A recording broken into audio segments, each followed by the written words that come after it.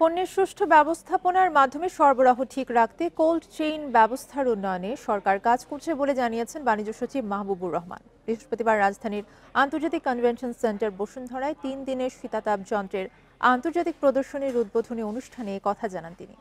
বলেন, দেশে উৎপাদিত অনেক কৃষি পণ্য সংরক্ষণের অভাবে নষ্ট হয়, যার নেতিবাচক প্রভাব পড়ে বাজারে। সমস্যা সমাধানে আধুনিক কোল্ড চেইন ব্যবস্থা উন্নয়নের বিকল্প নেই। দেশের খাদ্য নিরাপত্তা নিশ্চিত করতে এই বিষয়ে সরকার আন্তরিক বলেও জানান তিনি। প্রদর্শনীতে কোল্ড চেইন এবং স্টোরেজ খাতের আধুনিক প্রযুক্তি তুলে ধরা হয়। সবার জন্য উন্মুক্ত এই প্রদর্শনী চলবে প্রতিদিন সকাল 10টা থেকে সন্ধ্যা 7টা পর্যন্ত।